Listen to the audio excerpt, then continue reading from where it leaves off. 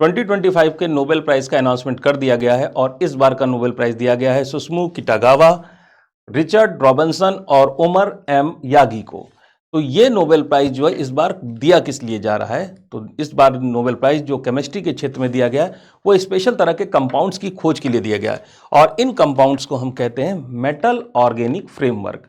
अब नाम से तो लगता है कि बहुत ही सोफिस्टिकेटेड चीज होगी। हाँ भाई, ये सोफिस्टिकेटेड चीज ही है, बड़ी ही कॉम्प्लेक्स और जटिल चीज है, तभी इसके लिए नोबेल प्राइज दिया गया है। तो इसमें होता क्या है, ये होते क्या है? देखिए, ये जो पदार्थ हैं स्पेशल तरह के विशेष प्रकार के पदार्थ हैं जिनमें मेटल यानी कि धातु होगी, धातु के कोई पार्टिकल्स होंगे, और दूसरी ऑर्गेनिक यानी कि इनमें कुछ ना कुछ कार्बन से जुड़ी हुई चीजें होंगी।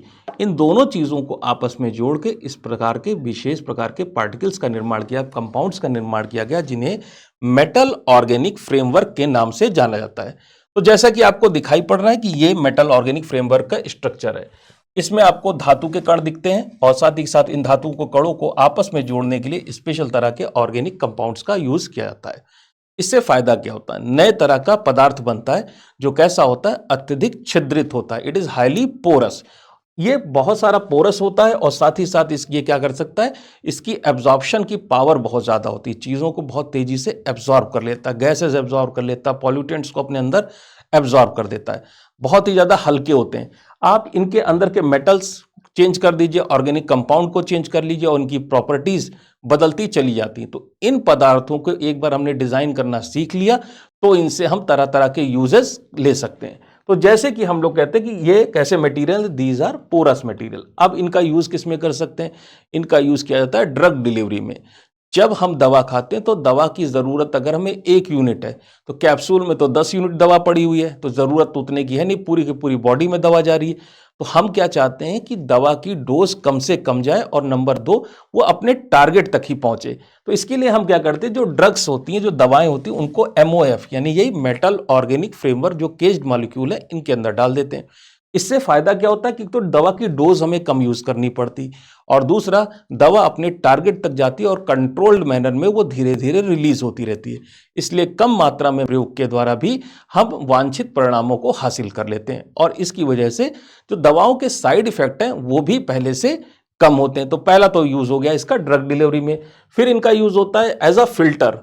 अब फिल्टर जैसे हम लोग कहते हैं कि हमारे घर में चाय की छन्नी होती है, उस छन्नी में चाय की पत्ती तो रुक जाती है लेकिन चाय छनकर उससे आर पार निकल जाती है। बिल्कुल इसी तरह से जो MOF को हम डिजाइन करते हैं, इस तरह के MOF बनाते हैं कि वो विशेष तरह की भारी गैस है, जैसे कि हमारे पास गैस है कार्बन डाइऑक्साइड और एक गैस हमारी जो हमें चाहिए वो कौन सी गैस है? Pure gas.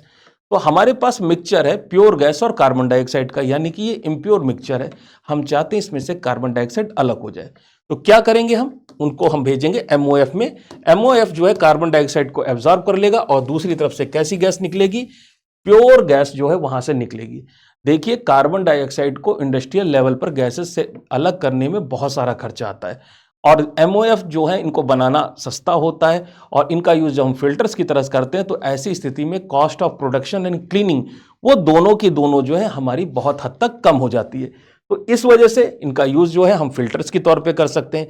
यही इसी तरह की प्रॉपर्टीज जो हम देखते हैं MOF को अगर हम फिर से हम डिजाइन कर ले तो हम इनका यूज कैटलिस्ट की तरह करते हैं। कैटलिस्ट यानी कि उत्प्रेरक, जो किसी भी प्रकार की अभिक्रिया को होने में जो लगने वाली जो ऊर्जा की मात्रा को कम कर दे उसे हम उत्प्रेरक कहते हैं, या जो रेट ऑफ रिएक्शन को बढ़ा दे।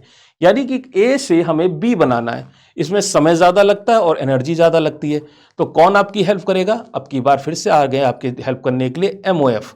MOF क्या करते हैं, अगर इनको ठीक ढंग से डिजाइन किया जाए तो उस एनर्जी के उस पर्टिकुलर रिएक्शन के लिए ये एनर्जी ऑफ एक्टिवेशन को कम कर देते हैं और जो रिएक्शन का जो रेट है उसको ये बढ़ा देते हैं। तो फायदा क्या होता है? इससे फायदा ये होता है कि जो आपका जो बहुत ज्यादा कॉस्ट आ रही थी उस पर्टिकुलर प्रोडक्ट को पैदा करने के लिए, उसको बनाने के लिए जो कॉस्टिंग थी वो ज्यादा आ रही थी और उसको बनने में समय भी ज्यादा लग रहा था।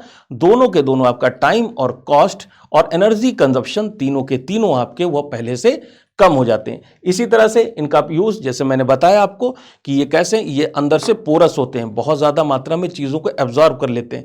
तो ये पॉल्यूटेंट्स यानी गंदगी वगैरह को भी क्या करते हैं? एब्जॉर्ब कर लेते हैं और किसी इन्वायरमेंटल एरिया, किसी भी एरिया की क्लीनिंग में ये बहुत ज़्यादा हेल्प करते हैं।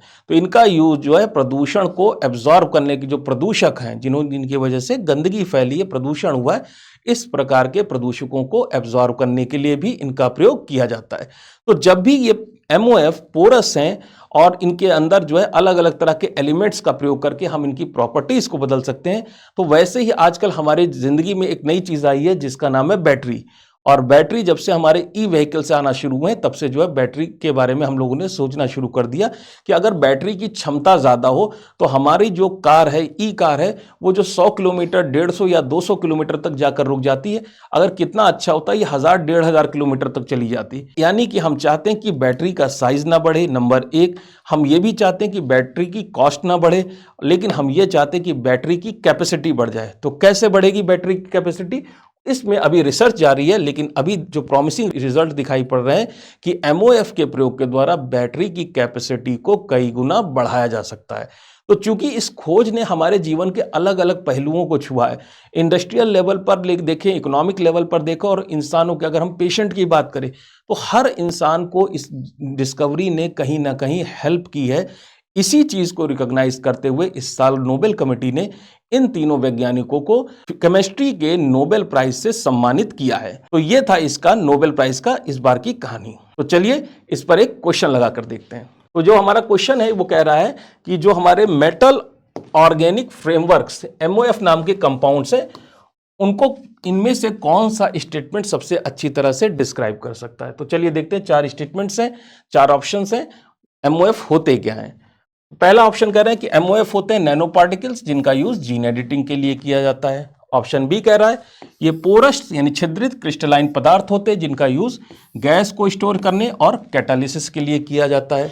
तीसरा ऑप्शन कह रहा है these are hybrid organic polymer, ये ऑर्गेनिक यानी कार्बनिक पॉलीमर्स होते हैं जिनका यूज सोलर पैनल बनाने में किया जाता है। और चौथा स्टेटमेंट कह रहा है ये क्या है, ये सुपर कंप्यूटर है और इनका यूज क्वांटम कंप्यूटिंग में किया जाता है। तो इन 4 ऑप्शंस में से कौन सा ऑप्शन सही है? तो हाँ, हमने अभी भी डिस्कस किया कि ये कैसे होते हैं। MOF क्या है, ये छिद्रित होते हैं, क्रिस्टलाइन मटेरियल्स होते हैं, इनका यूज गैस स्टोरेज और कैटालिसिस मतलब एनर्जी के एक्टिवेशन को कम करने के लिए किया जाता है, और ये उत्प्रेरक के रूप में इनका प्रयोग किया जाता है। तो ये था आज का वीडियो लेक्चर। फिर मुलाकात होगी आपसे नेक्स्ट वीडियो लेक्चर में, तब तक के लिए थैंक यू।